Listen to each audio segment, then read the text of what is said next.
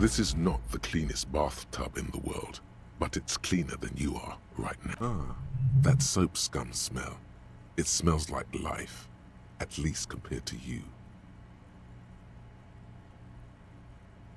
The bathtub slowly fills with water. The water beckons. The water is only lukewarm, but still comforting, like amniotic fluid. A few beer cans are bobbing up and down along your flanks, like sad duckies. Now you are alone with your thoughts in the tub, but it's easier than being alone with your thoughts outside the tub. Your fingers grow pale and are covered with tiny whirls as the water cools. What are you doing? You're not some fat fish in a fucking aquarium. Time to get moving. You see the corpse. You can still smell the cadaver on you. It's going to take more than one bath to get rid of that stench. Then, houses along a narrow street. A video rental. Darkness on the planet's curvature. The waterline recedes as you stand. You are cold now. Your clothes stick to your still moist skin.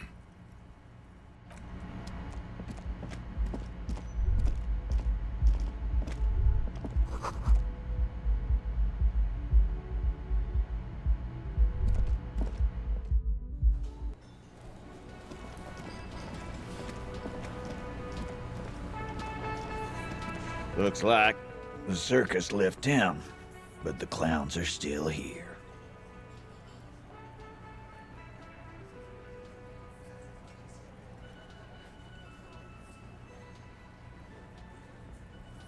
A bullet, you say? That's mighty curious.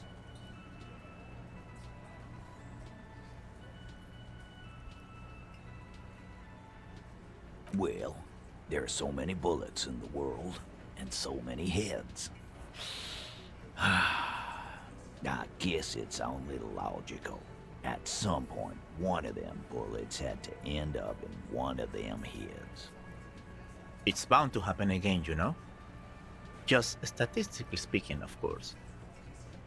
Sire, it would be an event most dramatic if you were to produce the bullet and dangle it before their very eyes. Wow!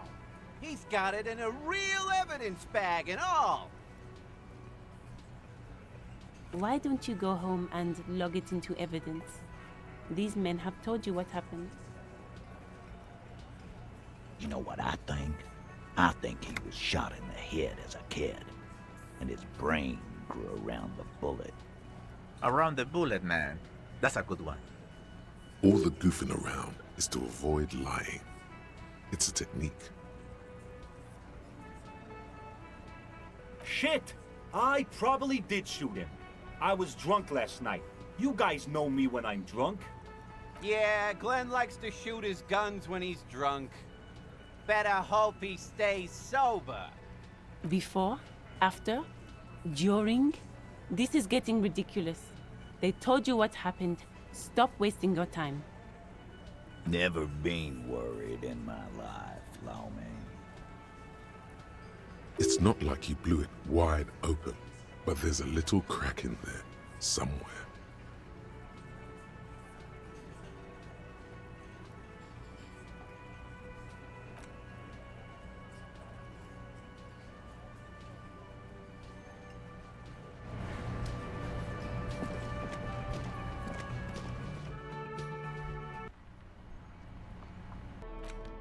An intricate web of blue lines stretches across the torso of the hanged man, from the right shoulder to the solar plexus.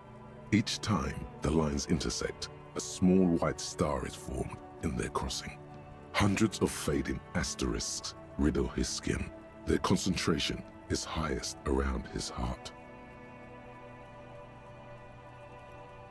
It still kind of looks like a map of the stars in the night sky, but something's not right. Gone. For you to discover, you've gotten as far as you will without assistance. Someone who knows about history could tell you. Knows about history. Okay.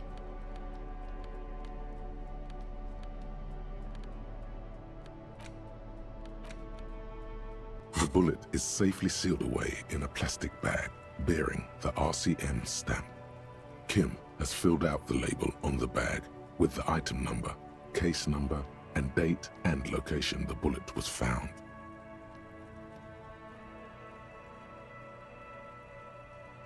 The squished little thing has no idea. I know.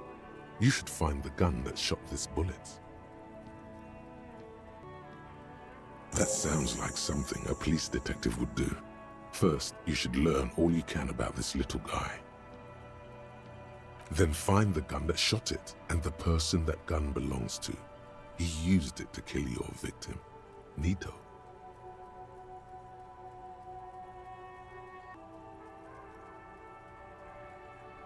The squashed bullet has some sharp edges where the jacket has split open.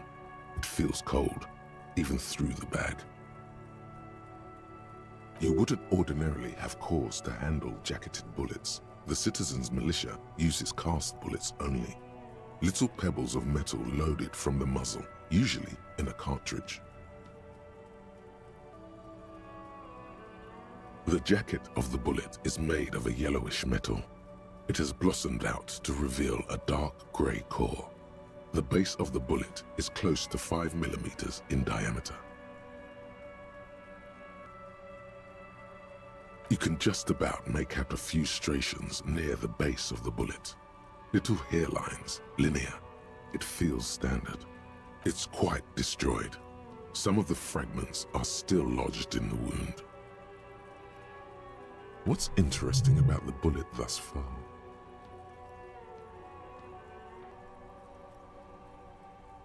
A jacketed bullet, which would have been shot from a military-grade breech-loading rifle, not from a muzzle loader like those typically found on the streets of Martinez.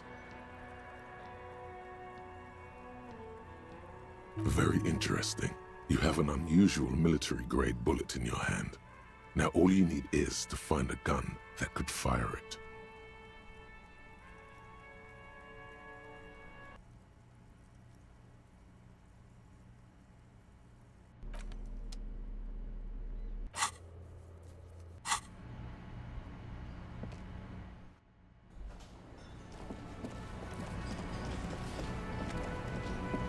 Oh, hello, dear.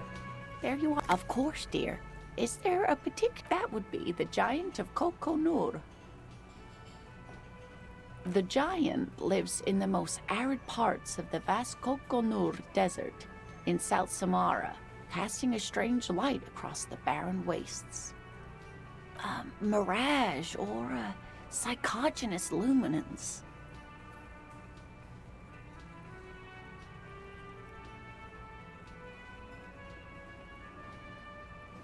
No one knows for sure. It is like an awful mountain appearing from below the horizon and expanding to cover almost a third of your field of vision.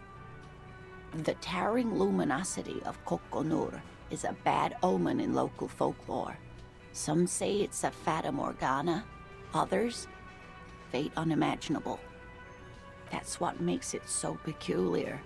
A species surviving at the very limits of scientific law.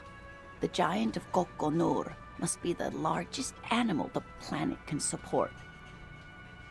There are limits, you see, to how large a metabolism an ecosystem can beget.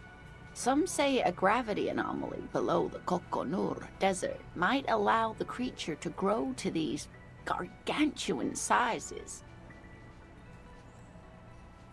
Gravity anomaly? Digging it. Digging this parascientific stuff right here. The gnome of Jeroma. Oh, yes. None of its victims survived. Grieving relatives never even found their bodies because the gnome's venom dissolved organic tissue. It was, reportedly, a small creature with webbed fingers and a protruding forehead and a gangly little thing. Quite scary to look at. A couple of campers found it when it was already dying. They heard an odd wailing in the woods and followed the sound. They were scared and wrapped it in tarpaulin to suffocate it. It still took the gnome of Jeroma an entire day to die. Alas, no. And the first scientist who got his hands on the creature's corpse put it in a jar of formaldehyde, thinking that would detoxify the gnome's venom. Instead, all the venom leaked out of the creature's teeth and into the surrounding liquid, dissolving the creature itself. A poetic end, perhaps, but a real loss for science. Alas, always alas, and then it was gone. Isn't that overly convenient?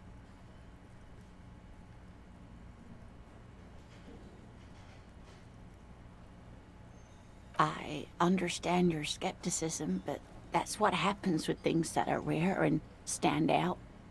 Their disappearance is most memorable, and they are least likely to be found again.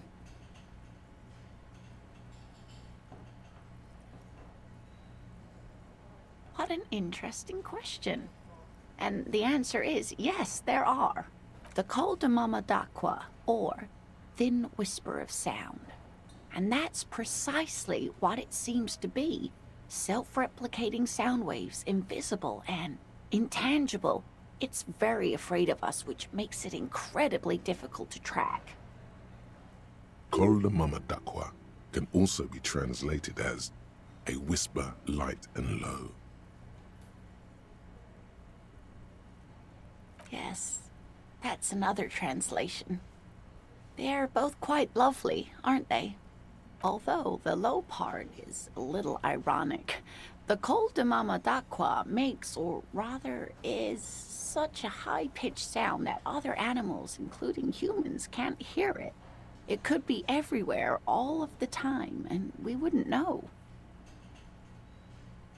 Many scientists have asked the same question. Some have claimed that it isn't itself a sound, but a tiny corpuscle that emits sound waves. But there's no evidence to support this theory.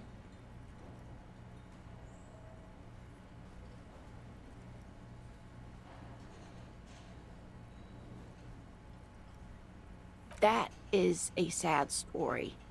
A group of university students assisting with the field work in their enthusiasm for the project, and no doubt because they were preoccupied with impressing their professors, nearly drove it to extinction. They tried to communicate with it and had no other means but sound. So they started sending out sound waves at frequencies they thought might match the Mamadaquas. And what happens when a sound wave meets another sound wave of the same frequency, dear? Psst. They cancel each other out. Psst, exactly. And these tests were performed so recklessly that when they happened upon the right frequency, well, they wiped out most of the population. After that, the corpuscle appears to have migrated elsewhere.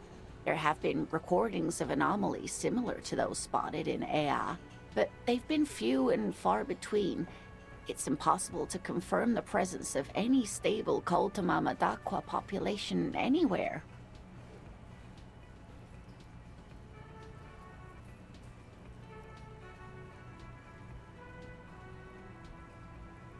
Plenty. It's the evidence that led to its discovery. In the 20s, a group of Areopagi ornithologists, that is, scientists who study birds, were trying out a new recording technology for capturing sounds outside the range of human hearing. When playing back recordings they had made in the foothills of the Ea mountain range, they noticed certain anomalies, patterns that seemed random at first, but on closer examination were consistent with the waveforms of songbirds.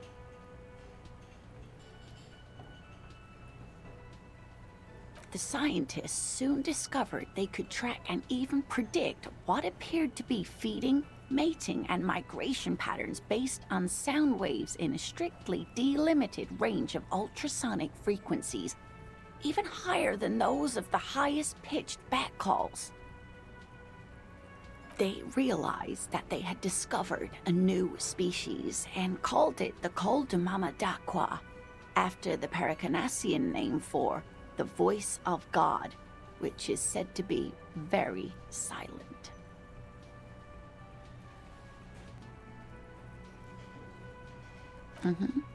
They grew quite obsessed with these little birds.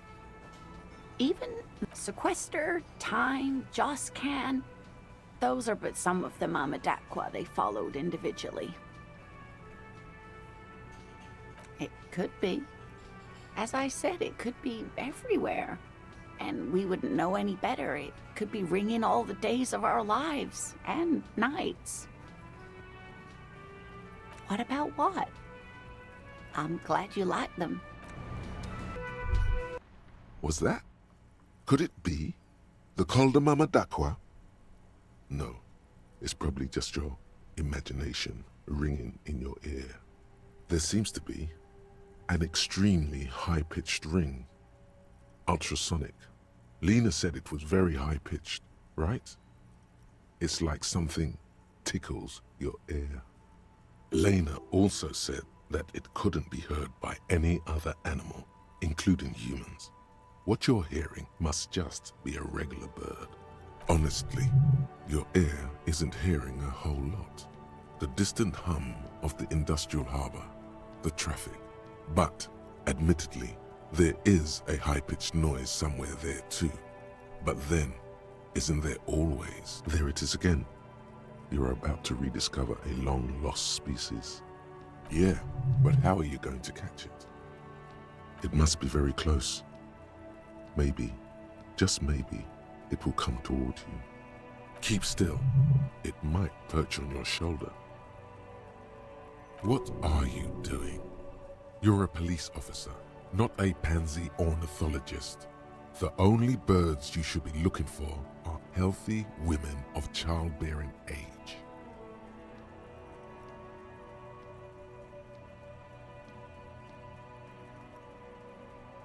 Oh no. The sound. It's moving away. No. Too late. It's gone. There is no ringing anymore. Just the sound of the streets. Keep your ears peeled, then. If the species really has migrated to Martinez, you're sure to hear it again.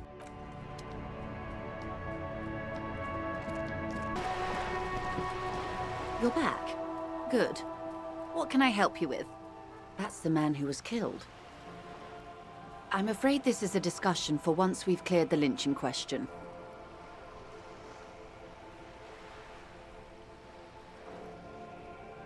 Better not tie the fourth day to the bat's day on this. I hope there is something else I can help you with.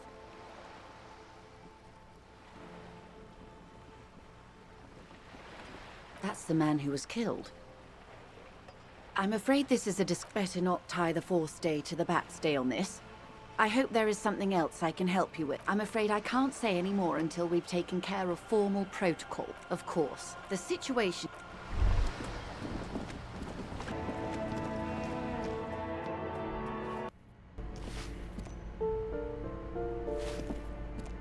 Give me a moment. I'm no one. Just an old woman who cleans these hallways. If you can call it living. It's barely bigger than a closet. But I don't complain, no. She hasn't spoken to anyone for a while. Even her sentences feel rusty. Ask away, policeman. The hell am I supposed to know? Another nut job. Some lunatic lost his mind. People come and go. I don't... They probably just moved or died. No one lives there. It's been empty for months. Impossible. I would know if someone had moved in there. Maybe it's those countercultural people again. Breaking into a house like it's a public space. You're a policeman. Be good and take a look, will you? Great. Young people. They're worse than rats. You know, always littering the hallways with trinkets and empty beer cans. Oh, that one is a scientist, a future scholar. I think he studies astrology at the community college. Something to do with all those stars around his door.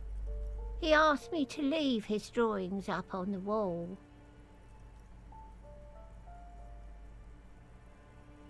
The symbol of what now? Never heard of it. The artiste? Nothing I can do about her, I'm afraid. She ruins the walls faster than I can clean them. Still, she leaves an old lady to her business. More than I can say for others. People come. They probably just moved. She mumbles some kind of a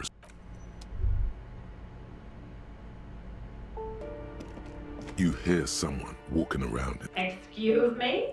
Of course not. You have plenty of reason to enter. Oh, come on. Well, that was easy.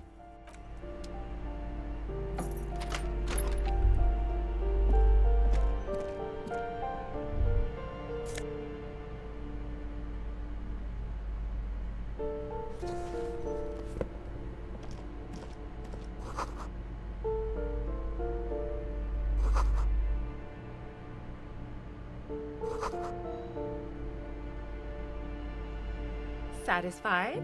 My name is Marielle Charpentier, and I'm an agent with Martinez Realty Associates. I am not breaking in, as I have every right to be here. The keys, see? Boy, there are a lot of different keys there. More than 20 at least. Do you want to see my ID as well? You can't legally ask for it, but why not? Want to see my residence permit too? Very well, but please make it quick. I need to be back in La Delta in an hour. I need to get it ready for the next lease, but as you can see, the previous tenant completely trashed the place.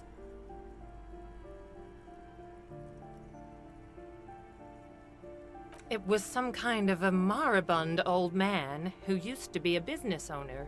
You'd think they'd make rent. A sudden serious look crosses her face. This story didn't have a happy ending. But that was months ago. Anyway, was there anything you wanted, or is that it? I'm in a hurry. It is.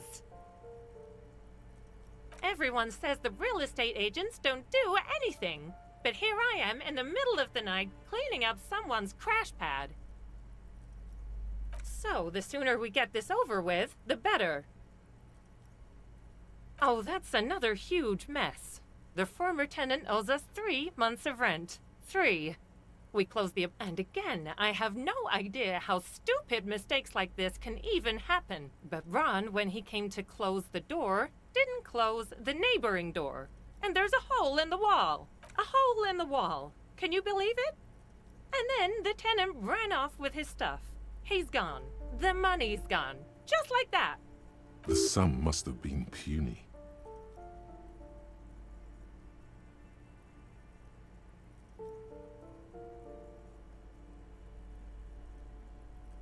Don't ask me what happened with the wall. I have no idea how we're going to find the time or resources to fix it.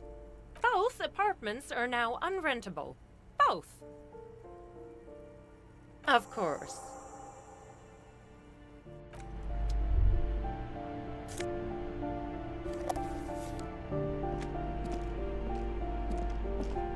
Master Investigator, you just can't keep yourself away from locked and hidden places, can you? Nothing. You're right. Get in there.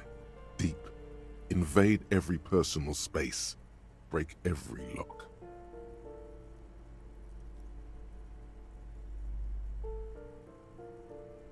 Yes, that's what it is. A quick peek here, a short glance there. It's all quite delectable.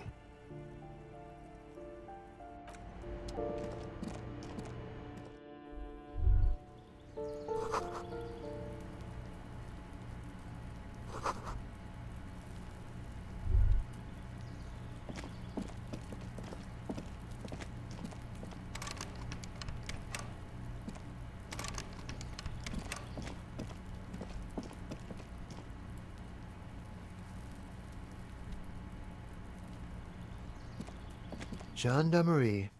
You found me. His slender figure is backlit by city lights, its distant streets and motorways flashing like diamonds. It was mine. My friends use it from time to time to visit me. So tell me, are you here to make things right again?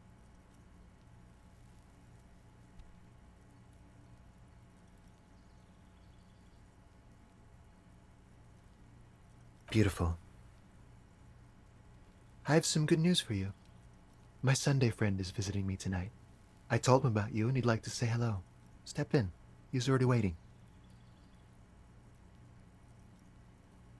Mm-hmm. That's why I chose this place. Martinez is special, isn't it? Trust me, you do. That's nice, but I don't have anything to tell you. It's my friend you're looking for, not me.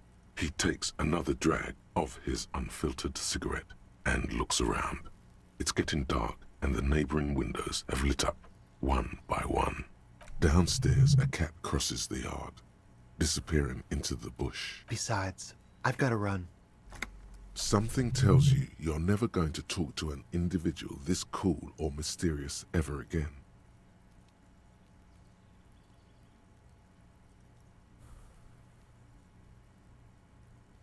To the city. It's a beautiful night. Take care, all right?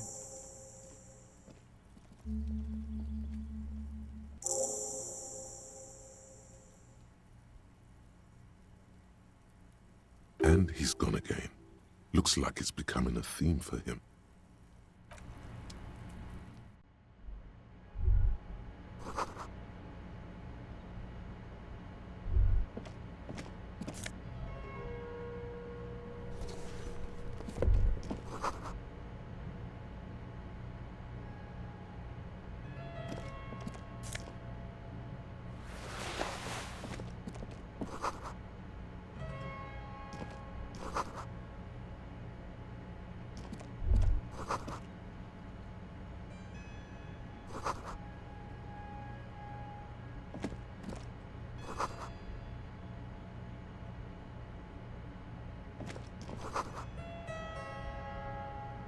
Officers of the Revachol Citizens Militia.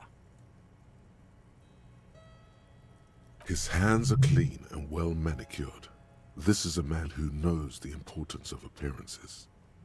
My name is Charles Vildrouin, and I am an official with the coalition government.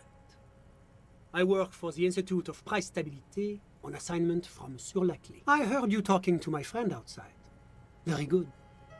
Super. I am here to assist you in any way possible. Ask me about the hanging. Hanging? What a drag. He seems like a cultured gentleman. You should ask him about the finer things.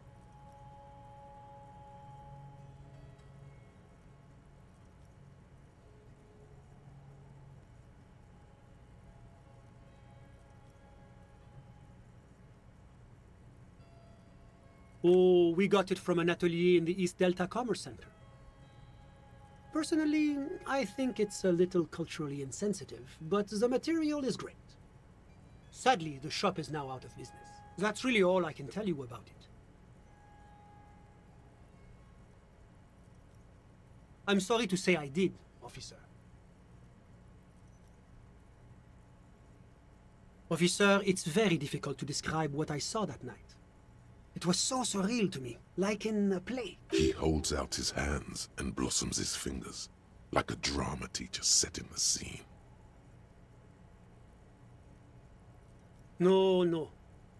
I mean, it was so strange. I could barely believe what was happening. I was on the balcony when it happened, getting some fresh air. I remember that first they came in, carrying what looked like a body. And then I saw all the surrounding windows go dead, one by one. That's when I understood I should not be seeing this.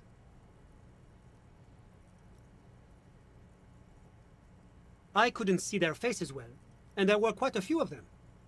But they were very loud and very Martinez.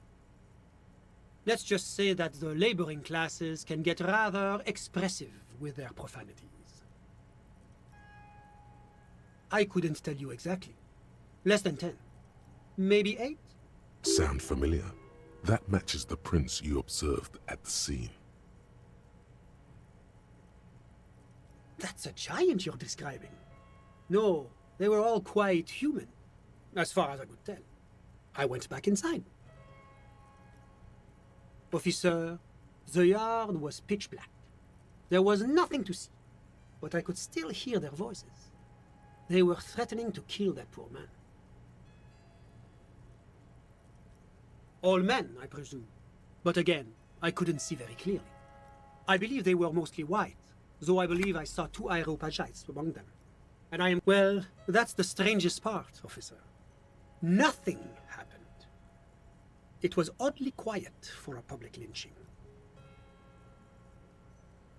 Eventually, their shouts died down, and that was all. There were no gunshots, no celebratory shouts, no anything.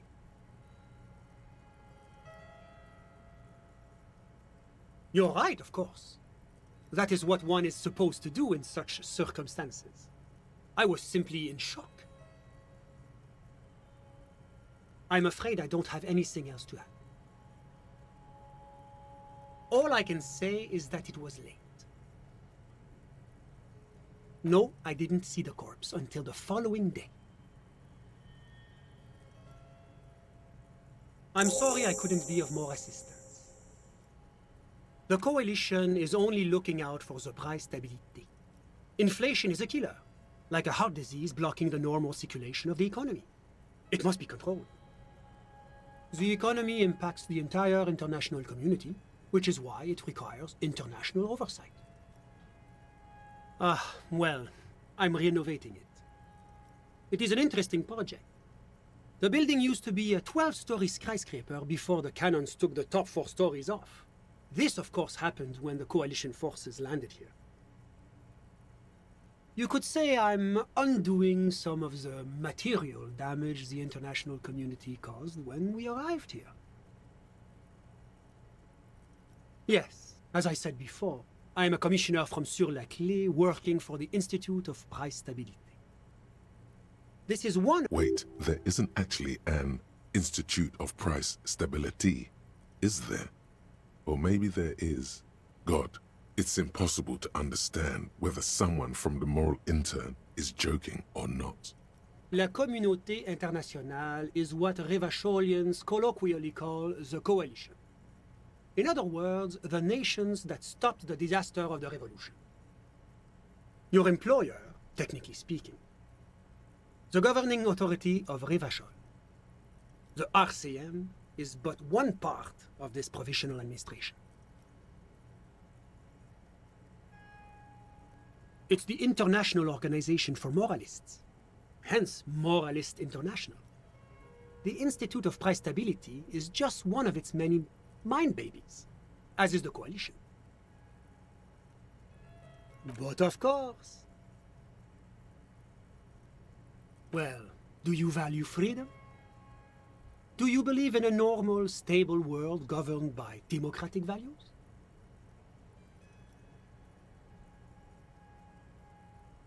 Martinez? No. Martinez is something else. Revachol is generally difficult. It's led by an interim government, which means it hasn't yet achieved full democracy. But they are working towards it. You're all doing very well here, relatively speaking.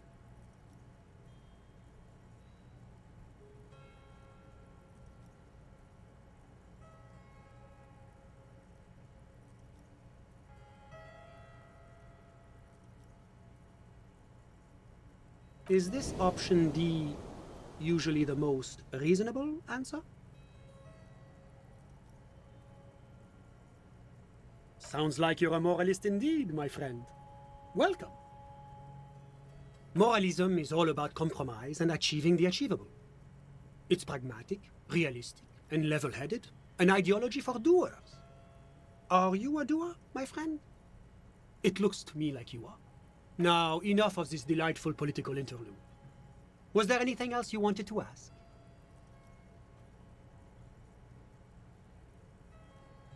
It is the most important thing. It's the central goal of any sound monetary policy.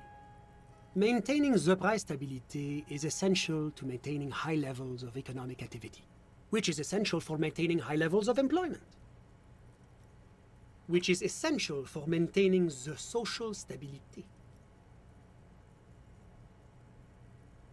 Take your daily bread, par exemple. Too much inflation, bread becomes too expensive. Too much deflation, it becomes too cheap for bakers to produce.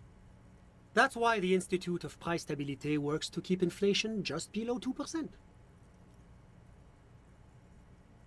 But not too far below, no. Too below is also bad. Below, but close to 2%.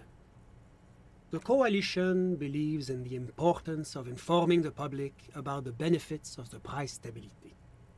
Transparency is one of our principles. Would you like an informational pamphlet? A sound monetary policy is essential for addressing uncertainty. Stability is the raison d'être of the moral intern. It's the reason why I identify as a moralist. But oh, I don't have my leaflets on me today. That's too bad. You can always call our information line. Making information available is part of the moral intern's commitment to transparency. Whatever you wish, officer. Ah, my friend. My friend is a good young man. His family immigrated here from Kedra, and life has not been easy for him. But he understands the importance of education. He has taken his future into his own hands, and that's all that matters. Kedra is a candidate member of APIS.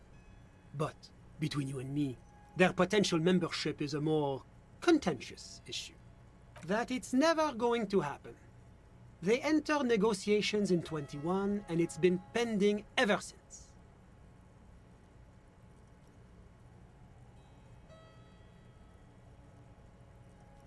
It's warm. It's also known for its mandarin trees and dust storms from Supramundi. Kedra's an emerging market, but it still has a long way to go. Maybe that's why my friend's ménage decided to emigrate.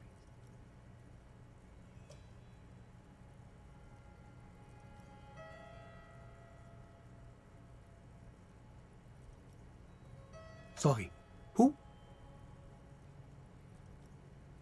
But I told you, officer. He's a bright young man here to pursue his education. Education is the foundation of our future, especially the arts. He's deeply enmeshed in the study of the fine arts, yes. He's a truly free spirit. He likes all the arts. Perhaps graphic design, printmaking, who knows? The world is open wide for a talented youth like him. How did any of us become friends? Bad things happening on the Insulindian Isola? Oil platforms ablaze in the night, civil wars lasting for years. Finally, the international community is forced to step in. Au contraire, it's how millions of people end up where they are, meeting the people they meet. It's how I came here, and my friend too. I'm just enjoying the view.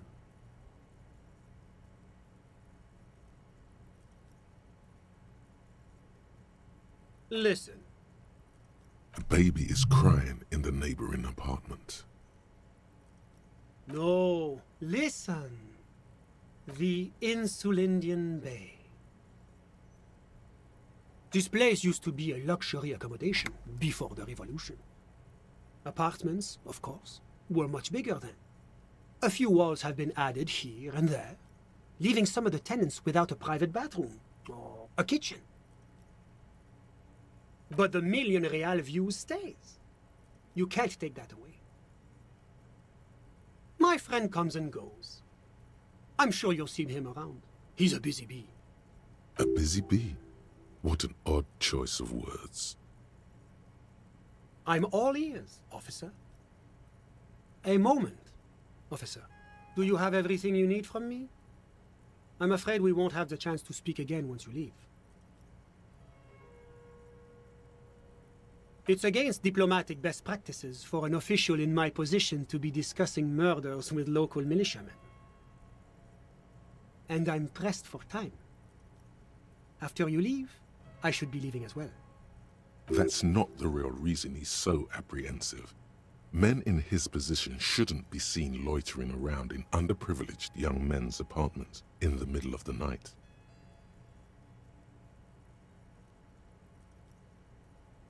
Of course. I'm glad I could help.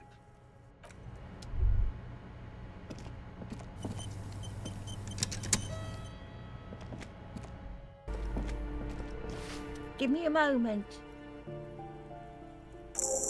I see. I hope some good people are finally going to move in. This place needs them.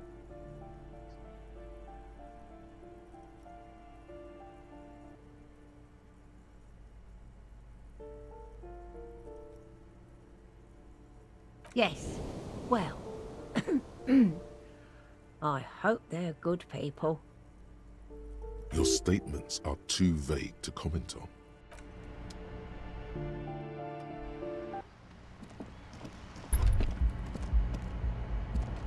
The bed is still cold. The bed is still cold from the wind blowing in from the broken window. The mattress creaks as you close your eyes and try your hardest to fall asleep. Here we are again, my broken bird. The waves are coming, carrying you away. But you can't go. No, you have to stay. Always half aware of yourself. You're not cooperating. Brother man, it's your disgusting body. Even through your sleep you feel a vague discomfort suffusing it. Your belly and your sides are unpleasantly tender. You wish you could curl up into a fetal ball of safety. But you cannot, because of the pain. That pain in your right side is your enlarged liver, by the way. As for your kidneys, you've really been compounding the damage lately.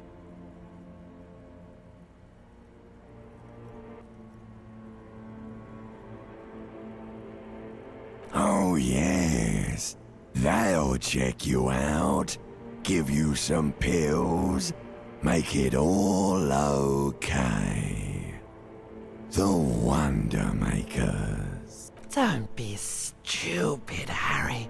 It's not happening. They don't make new kidneys and livers in hospital. All you've got to do is pray to God it passes and stare at the flickering darkness. You're just stuck here, in the half-world. Could try looking at other people, really looking. But why would you want to start doing that?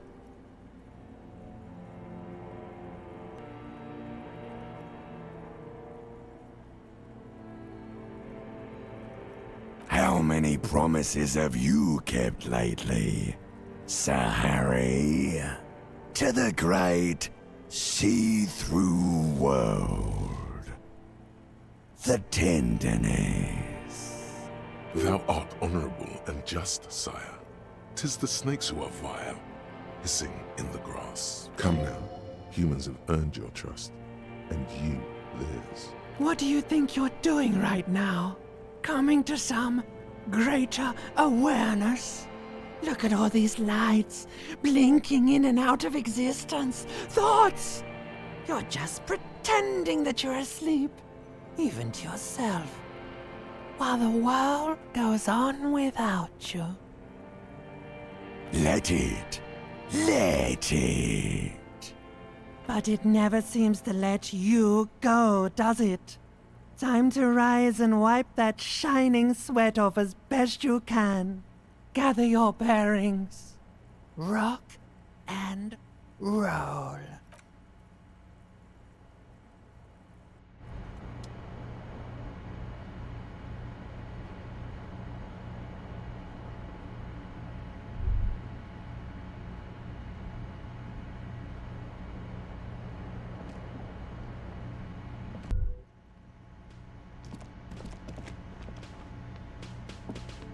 Yes?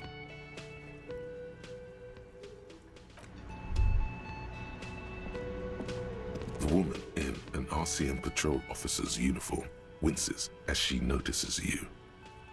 I would really prefer not to talk to you right now.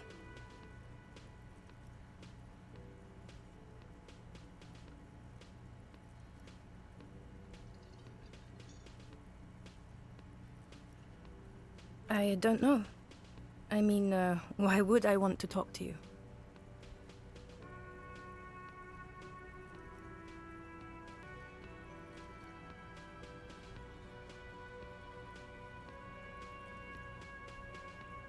No, you're not. You're not the only cop in the world. Okay, fine. Let's talk. What did you want? What does one talk about with a fellow officer? What precinct? Fucking deranged lunatic. You're getting an intellectually unsatisfying vibe from this conversation. Maybe you're doing something wrong. You look like shit. And I don't mean that as a metaphor.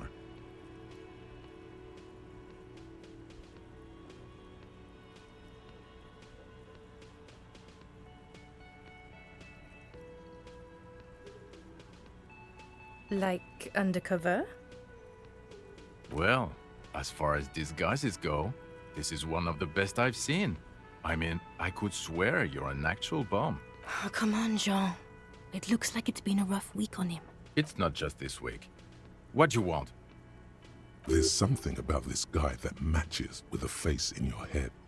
A similar, but different face. He might be wearing a disguise. Yes, it's a hobby of mine. As if waiting for some kind of reaction or response. Something to click. It's not happening though. Who is this guy? I'm not getting involved in this.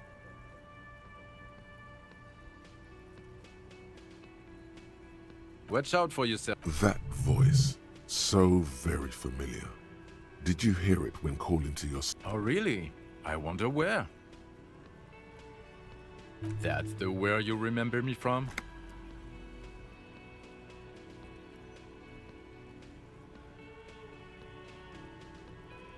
You don't say.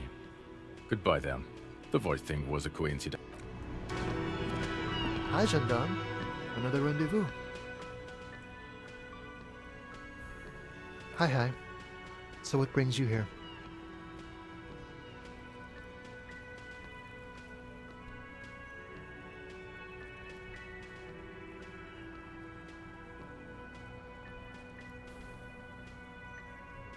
Admiring the atmosphere. What about you, officer? Convenient. But what are you doing here?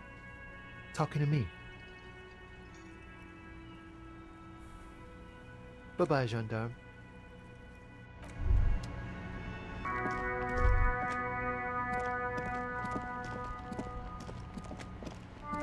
A rusting control panel.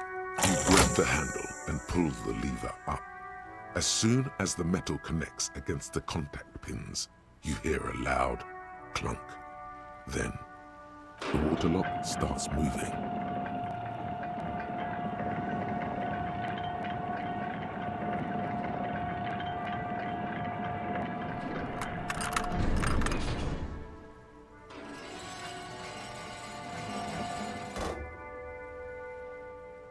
All right, we can go to the coast now. Expect rugged terrain and drunks. And if you wanted to forge that document for Evrard.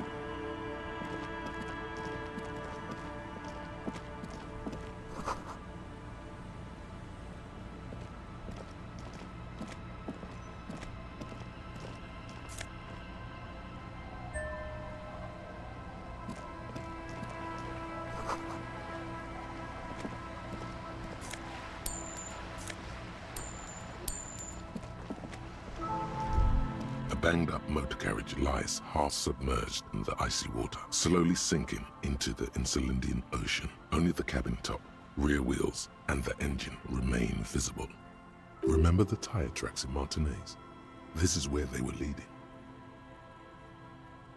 It appears to be so. I agree. We should definitely investigate. You get a sudden, sinking feeling. Stomach acid comes up as you look at the motor carriage in the deep, dark, cold water.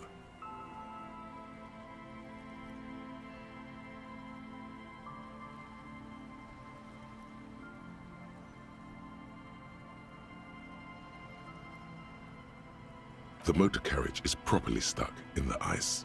Getting it out would require a team of specialists. A single day in the salty seawater would ruin most vehicles, but this one looks worn even in places the salt water hasn't touched it. The logo is too deep in the murky water. You can't make it out, but you do see a monkfish float by.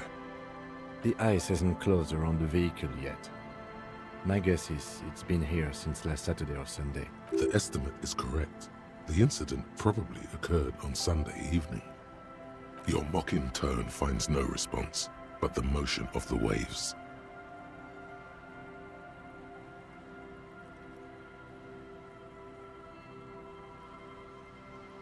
Yes, quite. Let's wait for the low tide and see what's inside. Great idea. Then we can get the things inside. The joyrider must have left something good inside. Guns, papers, maybe a cool jacket. A joyrider jacket. I don't know. An hour or two, tops?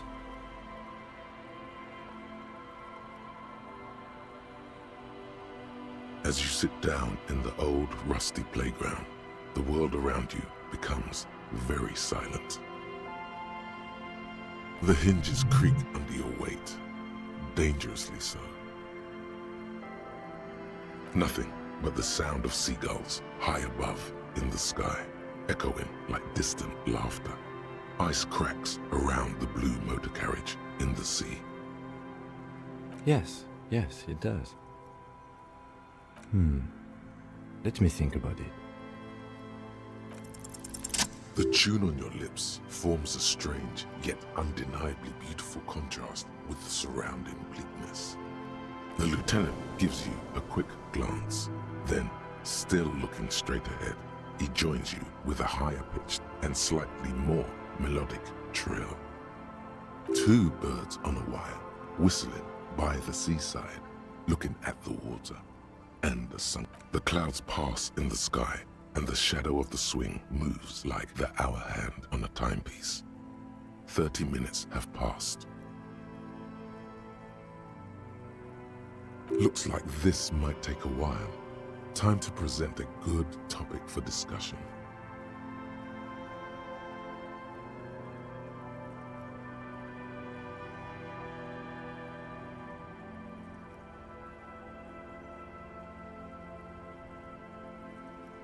I believe it's following a pattern set millions of years ago by cosmic forces.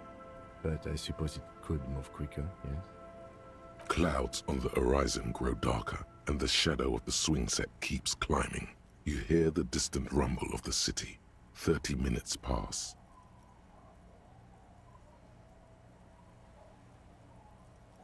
Luckily, I am already a member of an independent organization, and therefore do not have to choose between a rock and a hard place.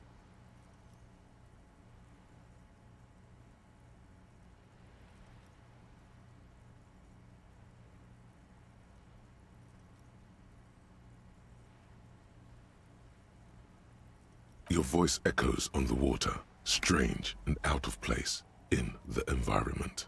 30 more minutes pass. Yes, 41. What do you think it stands for? It's as if he knows what it stands for, but wants you to say it. It's pedagogical. Does he know something about the driver of this vehicle?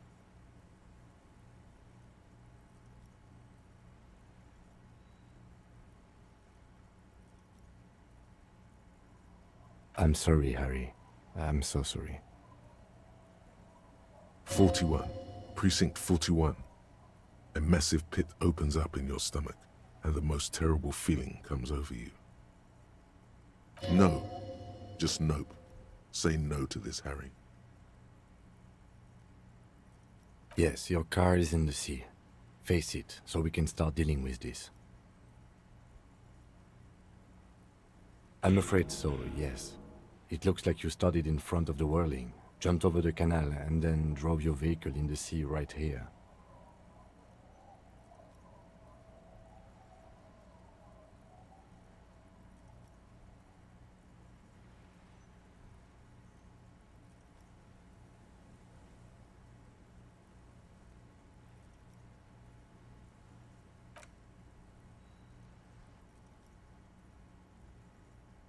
Yes. Let's go take a look. The Jamrock Shuffle.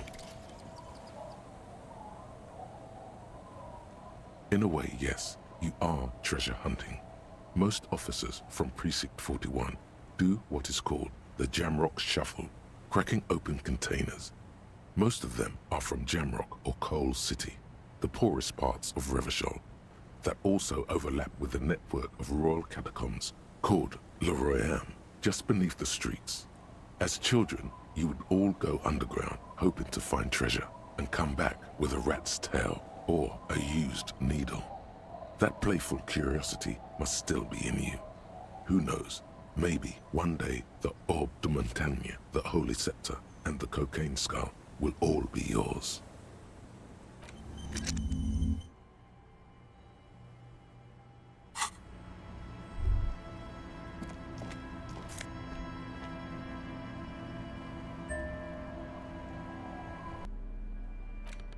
A police badge on which you see the photo of a man. You. Some seaweed is stuck to the back. At least something good came out of all this. Encased between two durable plastic sheets is a bluish card with lines of information and a watermark in the shape of the street grid of Revachol West. You see a photo, a name, a rank, a document number, the date of issue, and, in the lower right corner, your precinct. Lieutenant W. Freighter. The lieutenant is a rank above sergeant and below captain. It's the highest rank in the RCM that still does field work. I am a lieutenant. The title of Freighter is added to your rank when you decline a promotion to a higher rank. In your case, captain. You have declined twice, thus you're W. Freighter. There are many reasons one would do this. The rank above you in your precinct's decomptage might be taken, or sometimes promoted officers do not want to replace their superiors out of respect. And sometimes they just prefer the type of police work available to their current rank, in your case, lieutenant.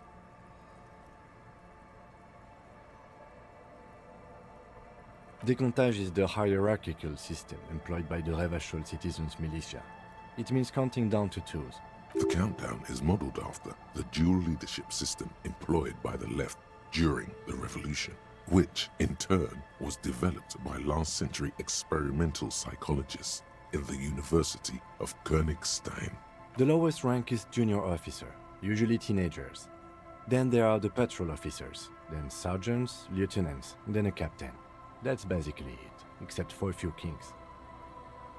Kings like satellite officers and the additionally a freighter rank I already explained.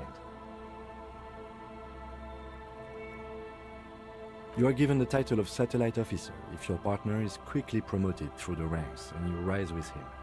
You don't seem to be a satellite.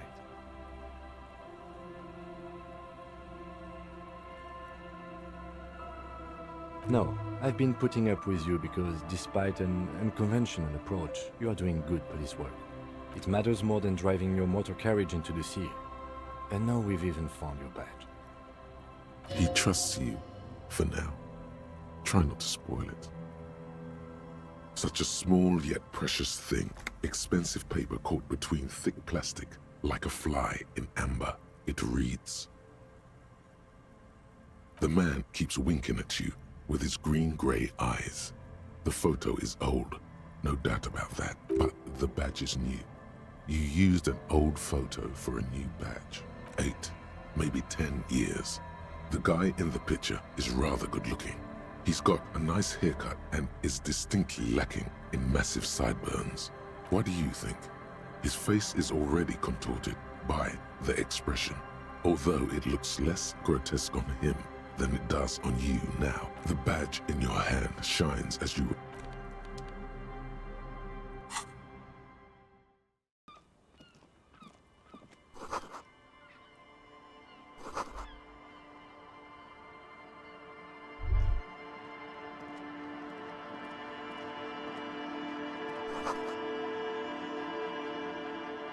Great news. The boat is big enough for a grown man like you to fit underneath it in a supine position.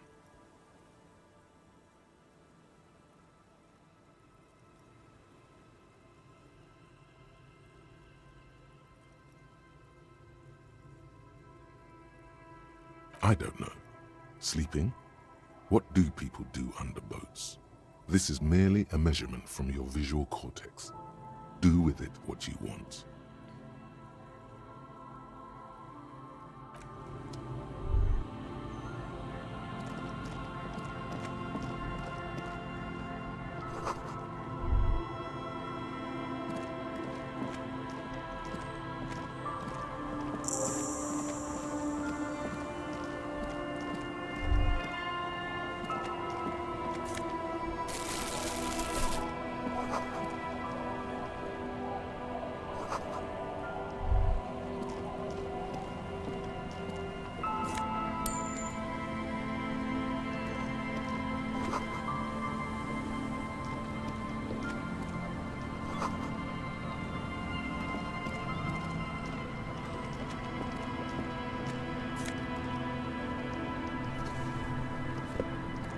Hi, officer. Anything I can help you with? A fishing village on the seashore. This place doesn't really have a name. It's sometimes called Elysium.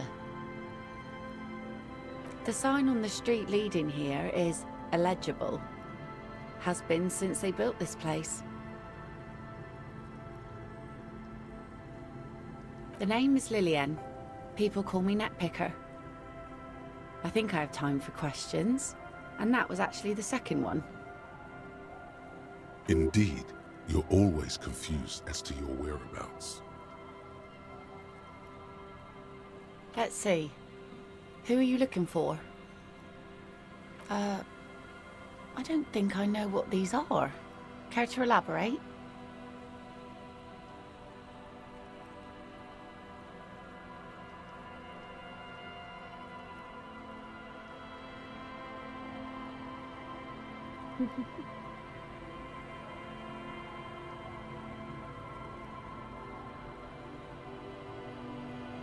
Aha! Like snowmen. Two odd guys have been wandering around here, nosing sand, talking nonsense about snowmen and the like. I don't really know. Further down the peninsula, I guess. I mean, that's where they were heading. Who else are you looking for besides snowmen? Well, how can I assist you then, officer?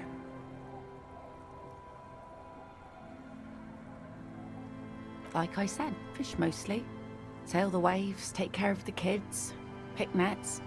Right now I'm tarring a little skiff. I sell the fish to people in the Delta to serve at their fancy restaurants. Authentic Insular Indian cuisine. Sometimes I also walk to the beach to see what the sea has given up. The sea is full of surprises. Keep it professional, man. Don't make it sound like you're hitting on her. Wood, pieces of glass. Every once in a while we see dead bodies. Human, animal, fish, other odd sea creatures. A mine washed ashore once. Bottles, drugs also. Lost cargo in general. Most of the time it's just wood and glass. All right. Major choice moment. You only get to ask one thing. It would be weird to say them all. Choose wisely. Mines. Mines. You need mines.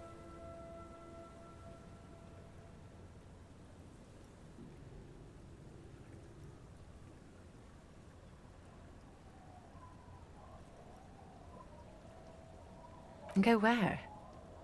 The fish are plentiful here and we get enough orders to get by. It's not great, but it's something.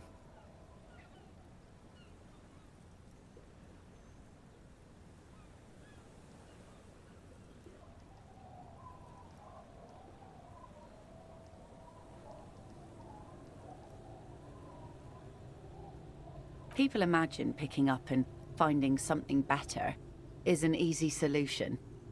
But how is that supposed to work when all your time and energy goes to staying alive? You have almost nothing to set aside to actually fight your way out.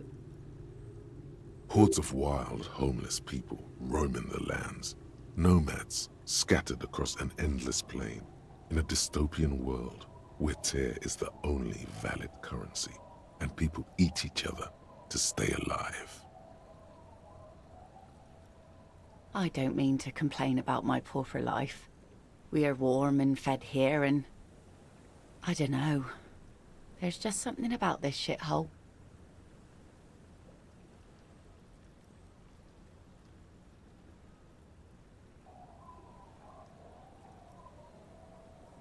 Unfortunately, the factory sold this one with a 3-year warranty instead of a story.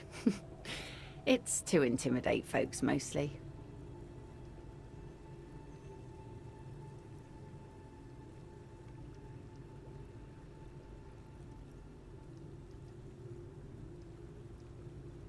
It's a regular mass-produced sword, like a shovel or an axe. Nothing fancy, just for intimidation. From time to time, people need a lesson in respect. That's just the way it is. Back in the day, I caught the eyes of many men. And believe me, men need a lesson in manners from time to time.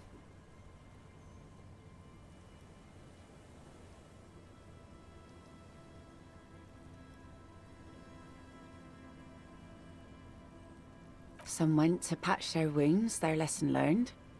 Others were more thick-headed. And one of them, I ended up marrying.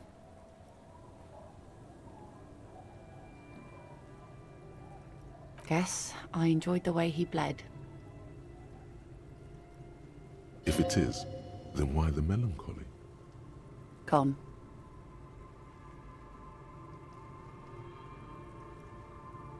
To the waves. The sea took him. It was a long time ago. He didn't respect the sea.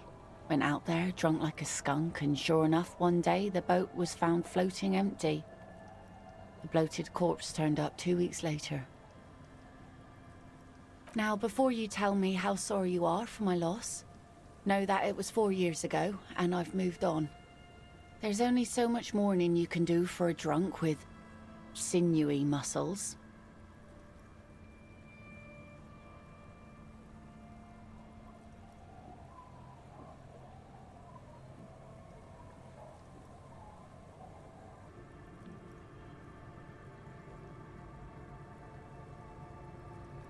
Us working folk don't have the luxury to be bedsick with melancholy. I buried him, mourned for an appropriate amount of time, and went on. Life didn't really change that much for me and the kids. This is neither a touchy nor a very interesting topic for her. She looks like she's ready to go on a date with another, better, drunk. Ask her. Both of you could need some action.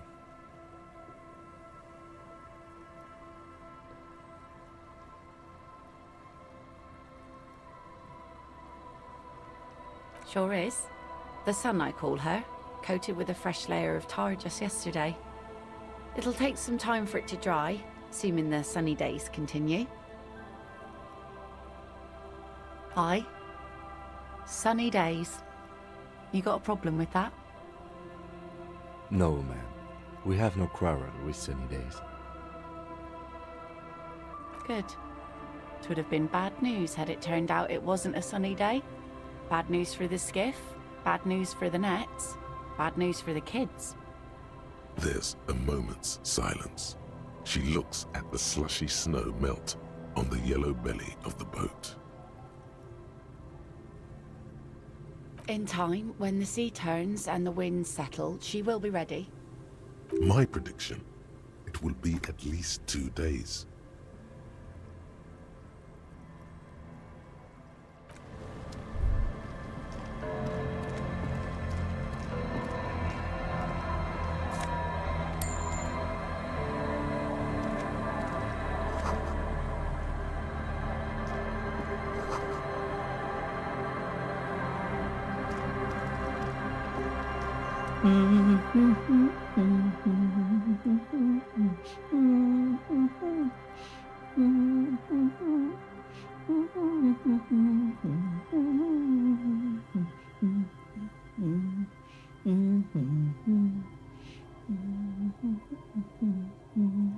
You're not sure about the melody, but it might be South Samaran, possibly Sigayan, also known as the Apricot Suzerainty. Welcome to the fishing village. Please lean in closer. I have cataracts. Then how does she know you're here? I still have a golden ear. Come, come. Oh, welcome, police officer. We don't cause any trouble around here. And we don't want any trouble either. We are not here to cause any trouble, madame.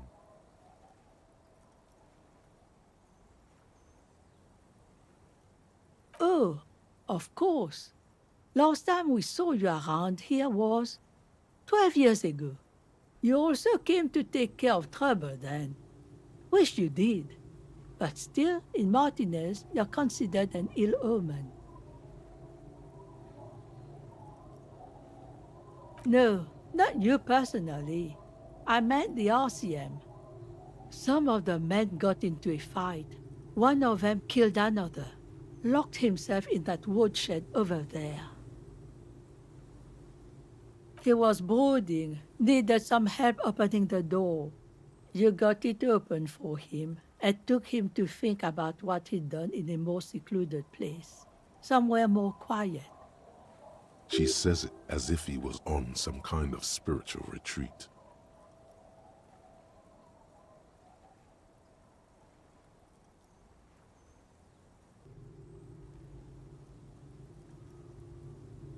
Oh, the usual.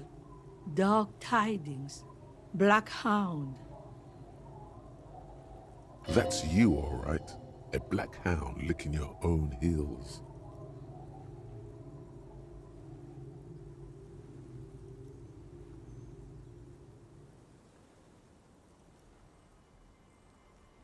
Maybe they are afraid.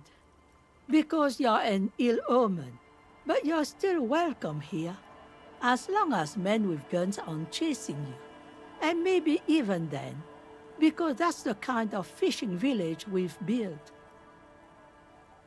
I'm sorry there's not a lot of room to park the motor carriage. And not a lot of houses. Or a lot of people. My kids are long gone. Searching for treasure. So are others. Ah, look at me ramble on. What brings you to us?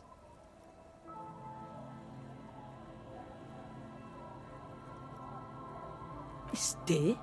Most people here are trying to leave. That said, if lodgings is what you're looking for, I've got a free room in the shack. I won't charge you for it. Take it as a gesture of goodwill from the village to the RCM. No one is using it, and God knows it's not much anyway. You can stay there.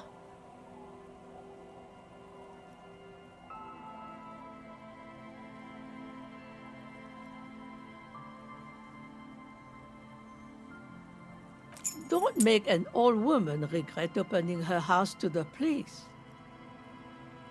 Well, if you are not in the hostel in the morning, I'll know where to find you. Here, in a shack. Just us.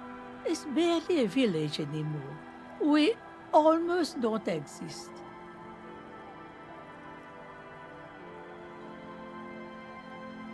This is pretty much a known place. A gap, a blank spot on the map, just a cluster of nameless shacks on a nameless street. The place is so pornographically poor, it's not even funny.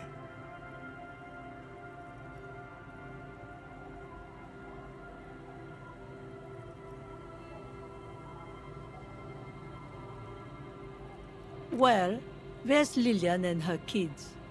A few new folks live in the house to the east, but they're away right now. And then there's the drunks. Not a pretty sight, but there's little we can do about it. Home is home, even for them. Lillian is tough. Tougher than the men here, at least.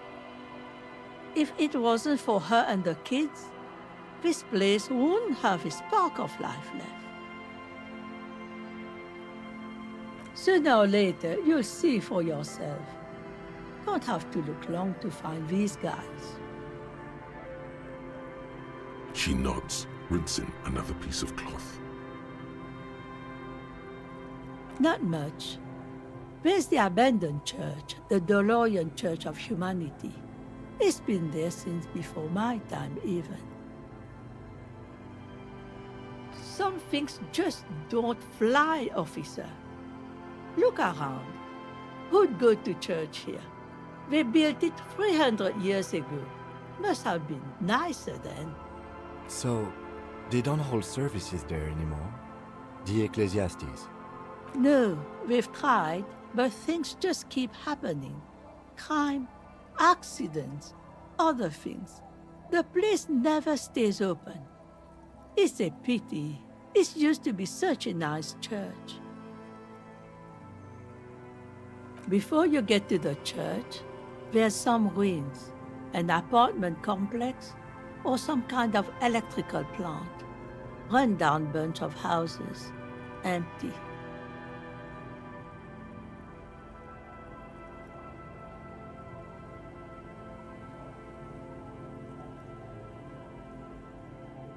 I don't know exactly. A pre-war place. It used to be something. Before the war. I wasn't here then, you know. Was born in Samara. Of note, the old fish market up on the boardwalk. But it's closed.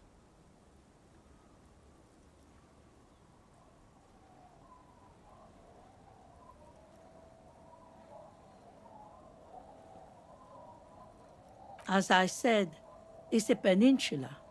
There's no one there, just ghosts and vagrants, and teenagers making out. Me? No one. Just an old washerwoman. Mother called me Isabel, if that's what you're asking. And my married name is Sadie. Now it's your turn, Mr. Why, I guess I will, Harry. Aye, it just rolls off the tongue. I used to know a Harry. Strong lad, but dumb as a rock. He did too many narcotics. So many, he fell off his boat and split his skull on a buoy. Folks who saw it say his head cracked open like a melon. Nasty, nasty.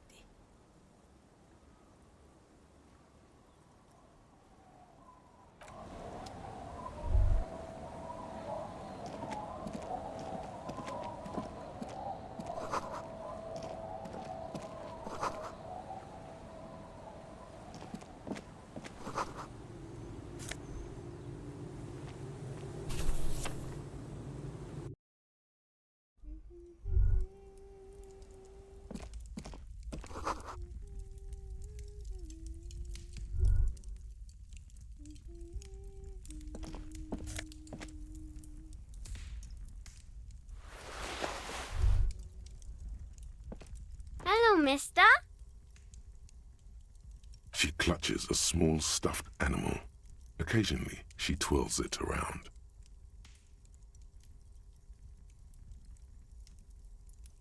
It's Lammy. He's my friend.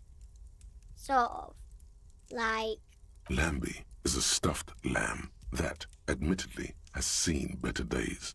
One of the eye buttons is missing, and the fur is tattered in several parts. Lammy usually doesn't like strangers, but you're also fuzzy, like Lammy. Yes, I am. Little Lily. You know my mom? That's nice. My mom is great. She's never angry or anything. It's a grouse. Wasn't Gar, the cafeteria manager, trying to repair a piece of taxidermy? Sure. I mean, you already took it. I don't like it anyway. It looks angry. Bye!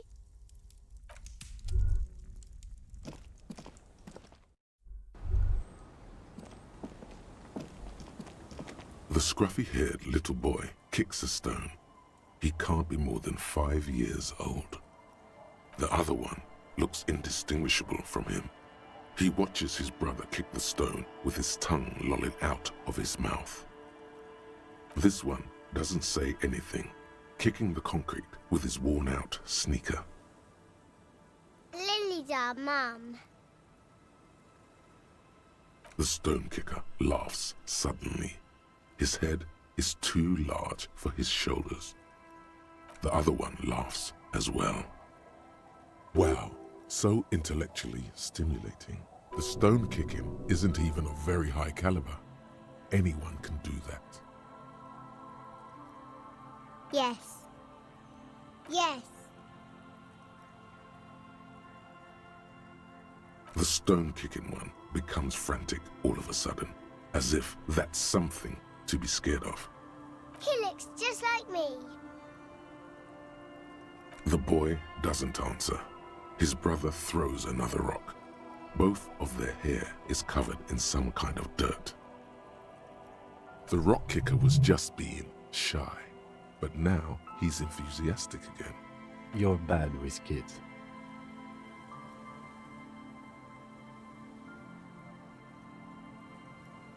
Don't worry, everyone is. How about we do some police work now? We're not getting anything here.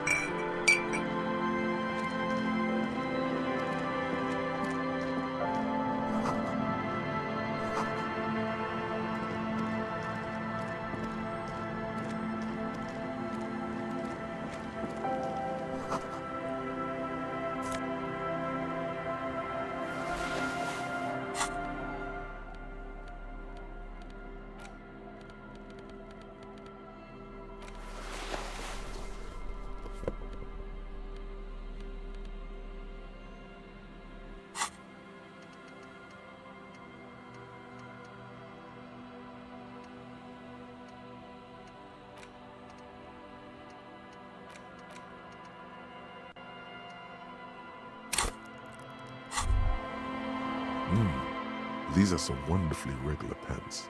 Not too tight, not too loose, moderate in every sense. You'll blend right in at some pleasant dinner party.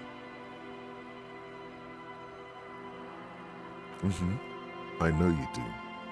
These Inter-Isolari pants are like wearing a perfect compromise in your nether regions. No one will call the moral intern on you like this, that's for sure. You're a little more moralist now, buddy. A little more normal, even if you didn't want to be. Makes sense? This is what wearing boring office trousers does to you.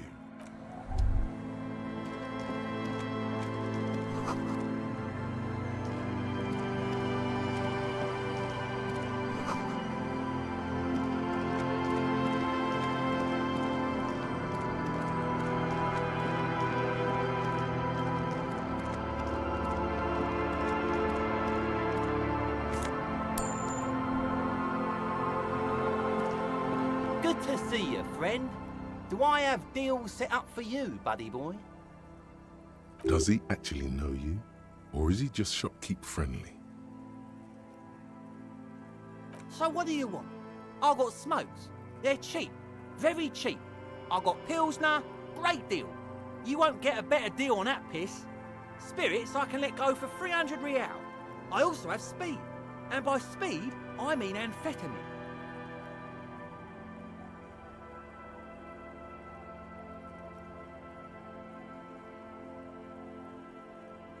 See, friend, it's real valuable. Worth every real, if you catch my drift. Got it from a bit of a business venture. You know what's crazy, actually? He's finding it difficult to focus his watery gaze. What?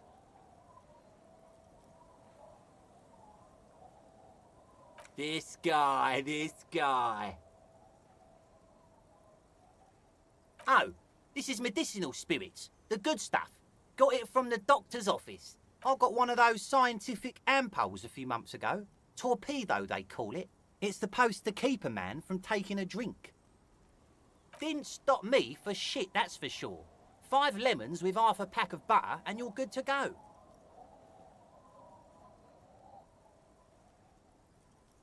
It was. In a week, the goddamn kidneys started giving me all kinds of help. Finally, the missus took me to a private doctor's office. Not a charity, the real thing. Those arseholes charged me 4 real to remove the damn thing. But I came out on top after all. But the idiots left me alone in there. Now, I used to teach high school biology. I know what doctors use to preserve dead thingies. It's like 3 cans of this blue medicinal stuff from the back room. Threw the snakes out and voila! What's left is this beautiful blue stuff. 98.7% almost pure alcohol. 2 I already sold to these fine gentlemen here. But this last one is yours for 3 real, if you want it. Don't say it.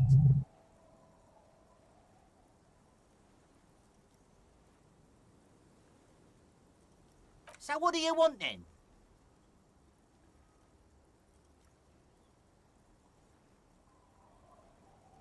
Oh, the system's been good to old Rosemary here, and I'm milking her like a bitch goat in the backyard.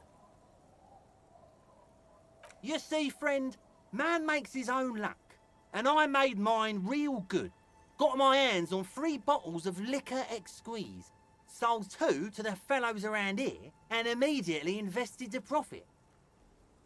Bought cigarettes, bought beer, even bought a bit of speed. And look at me now. I got everyone on my hook. The hook? Where is it? I can't see it.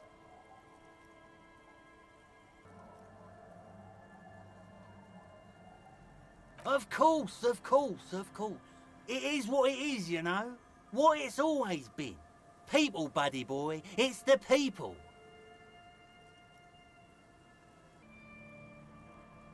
In the civilized world, it's a custom to tip the shopkeep, friend. But come back anyway.